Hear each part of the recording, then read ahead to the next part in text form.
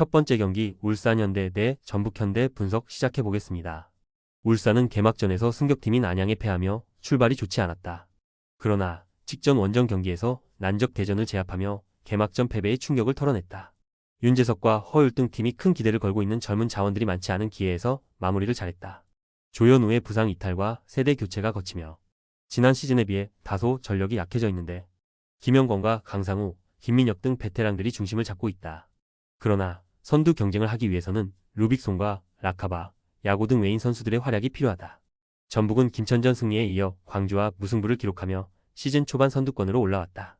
티아고를 비롯해 팀 내 공격진에 부상자가 있지만 장신 스트라이커인 콤파뇨가 광주전 멀티헤더골을 터뜨리는 등 확실한 존재감을 보여주고 있다. 이승우와 송민규, 전병관 등 측면 돌파는 물론 연계 플레이에 능한 이선도 있기에 이번 시즌은 부진했던 지난 시즌과 다르다는 것을 보여주고 있다. 전북의 승리를 본다. 울산은 강상우와 윤종규 등 새로 영입한 측면 자원들이 적극적인 오버래핑을 통해 기회를 만들고 있다. 그러나 보야니치와 김민혁 등이 나서는 중원의 경기력이 아쉽다.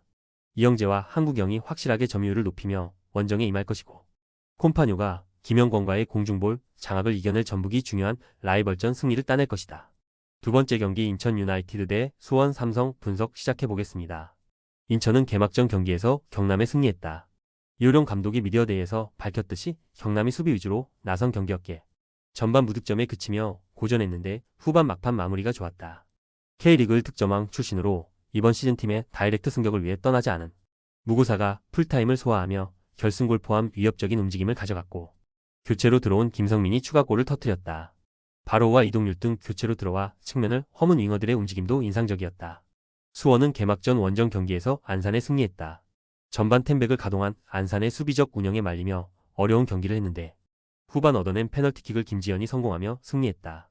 브루노 실바와 세라핌, 최영준 등 팀이 큰 기대를 걸고 영입한 선수들이 선발로 나섰고 일류첸코가 후반 막판 교체로 들어온 것을 감안하면 기대만큼의 경기력은 아니었다. 인천의 승리를 본다.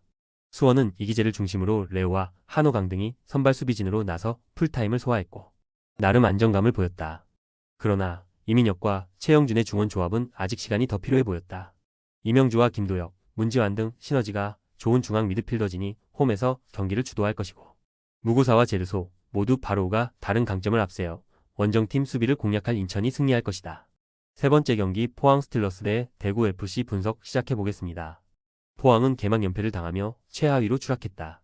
개막전 홈경기에서는 대전에 완패했고 강원 원정에서도 승점 추가에 실패했다.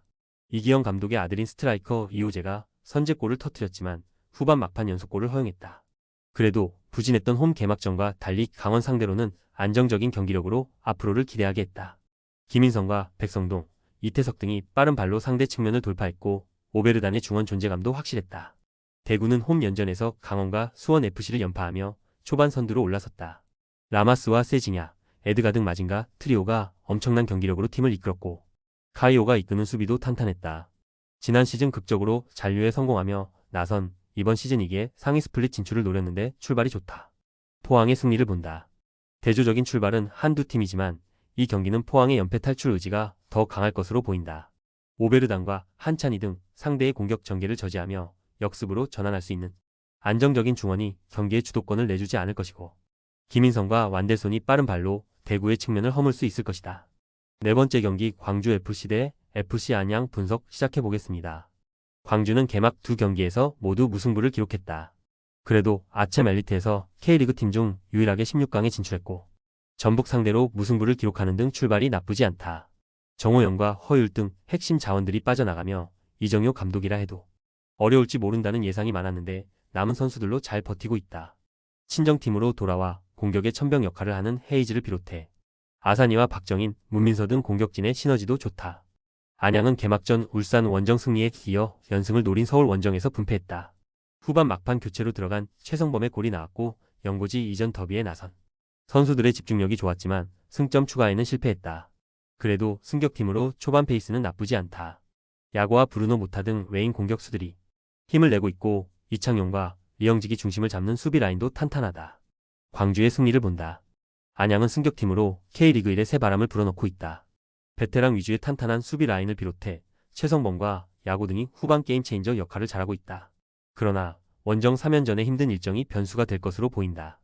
홈의 이점을 살리며 경기에 나설 수 있고 아사니와 헤이즈가 경기 내내 돌파로 기회를 만들 광주가 시즌 첫 승을 신고할 것이다. 다섯 번째 경기 서울 이랜드 대 전남 드래곤즈 분석 시작해보겠습니다. 이랜드는 고전이 예상됐던 개막전 경기에서 지난 시즌 2위를 차지한 아산을 잡았다. 후반 막판 한 골을 내주긴 했지만 변경준과 에울레르의 연속골로 승리했다. 몬타뇨를 비롯해 지난 시즌 잘해줬던 외인 선수들과 계약하지 않고 아이델과 에울레르, 페드리뉴와 이탈로 등으로 새로운 외인 전력을 꾸렸는데 기대 이상으로 좋은 경기력이 나왔고 서재민과 박창환이 중원을 압도했다. 전남은 정강민과 김용환의 전반 연속골로 개막전 원정 경기를 승리했다. 인천과 수원, 이랜드가 3강으로 꼽힌 이번 시즌 가장 강력한 다크호스로 평가받는데 출발이 좋았다. 팀의 주장으로 선임된 발디비아가 측면과 중원을 오가며 확실하게 기회를 만들었고 알베르티가 공격 작업을 잘 이끌었다. 레안드로와 호난 등이 교체로 들어와 위협적인 움직임을 보여준 것도 인상적이었다. 이랜드의 승리를 본다. 전남이 전력 보강에 성공하며 이번 시즌에 대한 기대감이 큰 건 사실이다. 발디비아와 알베르티의 중원은 어떤 팀에게도 밀리지 않는다. 단, 다소 하락세인 레안드로를 비롯해 최전방 공격진은 더 보여줘야 한다. 오스마르와 김호규 등 베테랑 수비진이 상대의 문전 침투를 저지하며 경기를 운영할 것이고 에울레우와 페드리뇨가 상대 수비와 끊임없이 경합할 이랜드가 홈의 이점을 살릴 것으로 보인다. 여섯 번째 경기 안산 그리너스 대 김포FC 분석 시작해보겠습니다. 안산은 개막전 홈경기에서 수원에 패했다. 라파와 손준석 등 공수 밸런스가 좋은 중앙 미드필더 듀오가 상대의 중원 공세를 잘 저지하며 경기를 안정적으로 끌고 갔지만 페널티킥을 허용한 게 컸다. 그래도 김우빈과 펠리페 사라이바 등 측면 공격수들이 적극적인 돌파로 기회를 만든 것은 인상적이었다. 단, 이관우 감독과 보드진의 기대만큼 성적을 내기 위해서는 정성호와 루안 등이 기회를 잘 마무리해야 한다. 김포는 원정 개막전 경기에서 부산과 비겼다. 승격 유력 후보 중 한 팀을 상대한 경기였지만 90분 내내 크게 밀리지 않았다. 중원이 강한 부산 상대로 나선 이상민과 최재훈이 탄탄한 수비력으로 상대의 공세를 잘 저지했고 루이스의 역습 시도도 번뜩였다. 브루노와 플라나 등 한방이 있는 공격수들도 있기에 다크호스로 손색이 없다. 김포의 승리를 본다. 안산은 사라이바의 한방을 기대해야 한다. 그러나 루안과 정성호 등 최전방에 나설 선수들의 경우 체프먼과 박경록이 지키는 김포의 최종 수비를 쉽게 넘지 못할 것이다. 최재훈의 수비 지원 아래 브루노와 플라나가 더 공격적인 움직임을 가져갈 것이고 루이스가 해결할 김포가 승리할 것이다. 조합은 아래 고정 댓글 링크로 편하게 말 걸어주시면 조건 없으며 스포츠를 좋아하시는 분들이라면 모두 환영합니다. 스포츠 당첨 어렵지만 그건 어떻게 하냐의 차이입니다. 두 눈으로 어떤 차이인지 직접 확인하시고 우리 모두 같이 승리합시다.